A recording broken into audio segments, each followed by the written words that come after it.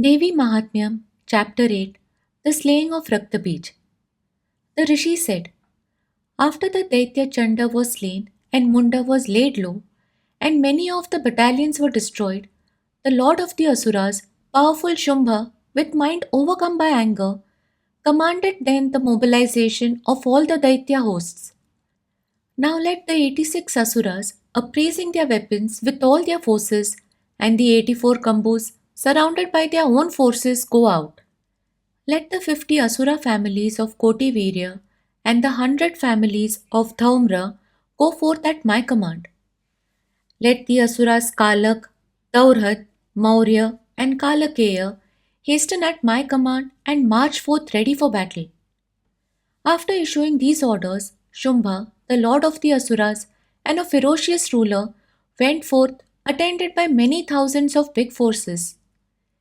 Seeing that most terrible army coming, Chandika filled into space between the earth and the sky with the twang of a bowstring. Then her lion made an exceedingly loud roar, and Ambika magnified those roars with the clanging of a bell. Kali, expanding her mouth wide and filling the quarters with the sound hum, overwhelmed the noises of her bowstring, lion, and bell by her terrific roars. On hearing that roar, the enraged Asura battalions surrounded the lion, the Devi Chandika, and Kali on all the four sides. At this moment, in order to annihilate the enemies of the Devas and for the well being of the Supreme Devas, there issued forth, endowed with exceeding vigor and strength, Shaktis from the bodies of Brahma, Shiva, Guha, Vishnu, and Indra, and with the form of those Devas went to Chandika. Whatever was the form of each Deva, and whatever his ornaments and vehicle, in that very form his Shakti advanced to fight with the Asuras.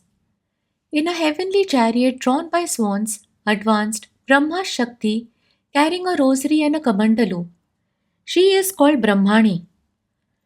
Maheshwari arrived, seated on a bull, holding a fine trident, wearing bracelets of great snakes and adorned with the digit of the moon. Ambika, Kaumari, in the form of Guha, holding a spear in hand, riding on a fine peacock, advanced to attack the Asuras. Likewise, the Shakti of Vishnu came, seated upon Garuda, holding conch, club, bow, and sword in hand. The Shakti of Hari, who assumed the incomparable form of a sacrificial boar, she also advanced there in a boar like form. Narsimhi arrived there, assuming a body like that of Narsimha, breaking down the constellations by the toss of a mane. Likewise, the thousand-eyed Aindri, holding a thunderbolt in hand and riding on the Lord of Elephants, arrived just like Shakra, that is Indra. Then Shiva, surrounded by those Shaktis of the Devas, said to Chandika, let the Asuras be killed forthwith by you for my gratification. Thereupon, from the body of Devi issued forth the Shakti of Chandika, most terrific, exceedingly fierce, and yelling like 100 jackals. Then that invincible Shakti told Shiva of dark colored matted locks, go, my lord, as ambassador to the presence of Shumbha and Nishumbha. Tell the two haughty Asuras, Shumbha and Nishumbha, and the other Asuras assemble there for battle. Let Indra obtain the three worlds and let the Devas enjoy the sacrificial oblations. You go to the Netherland if you wish to live. But if, through pride of strength, you are anxious for battle, come on then.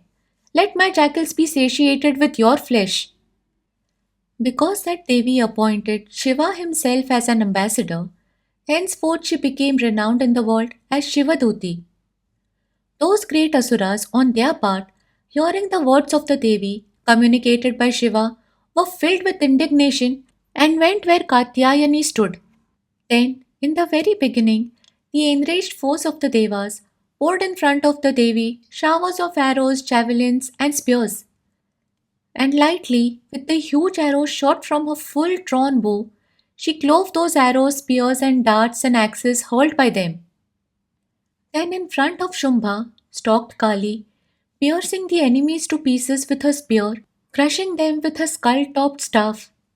And Brahmani, wherever she moved, made the enemies bereft of valor and prowess by sprinkling on them the water from her kamandalu. The very wrathful Maheshwari slew the Daityas with her trident, and Vaishnavi with her discus, and Kaumari with her javelin. Torn to pieces by the thunderbolt which came down upon them, hurled by Aindri, the Daityas and Danavs fell on the earth in hundreds, streams of blood flowing out of them. Shattered by the boar formed goddess Varahi, with blows of her snout, wounded in their chest by the point of her tusk, and torn by her discus, the Asuras fell down. Narasimhi, filling all the quarters and the sky with her roars, roamed about in the battle, devouring the other great Asuras torn by her claws. Demoralized by the violent laughter of Shivaduti, the Asuras fell down on the earth. She then devoured them who had fallen down. Seeing the Indresh band of Matras crushing the great Asuras thus by various means, the troops of the enemies of Devas took to their heels. Seeing the Asuras harassed by the band of Matras and fleeing, the great Asura, Raktabij, strode forward to fight in wrath. Whenever from his body there fell to the ground a drop of blood, at that moment rose up from the earth an Asura of his stature. The great Asura fought with Indra's Shakti with a club in his hand. Then Indri also struck Raktabij with her thunderbolt. Blood flowed quickly and profusely from him who was wounded by the thunderbolt. From the blood rose up fresh combatants of his form and valor. As many drops of blood fell from his body, so many persons came into being, and those persons also sprung up from his blood, fought there with the Matras in a more dreadful manner, hurling the very formidable weapons. Then again, when his head was wounded by the fall of a thunderbolt, his blood flowed, and therefrom were born persons in thousands. Vaishnavi struck him with her discus in the battle, and Aindri beat that lord of Asuras with her club. The world was pervaded by thousands of great Asuras who were of his stature and who rose up from the blood that flowed from him when cloven by the discus of Vaishnavi. Kaumari struck the great Asura Raktabij with her spear, Varahi with her sword, and Maheshwari with her trident. And Raktabij, that great Asura also, filled with wrath, struck every one of the Matras severally with his club. From the stream of blood which fell on the earth from him, when he received multiple wounds by the spears, darts, and other weapons, hundreds of Asuras came into being.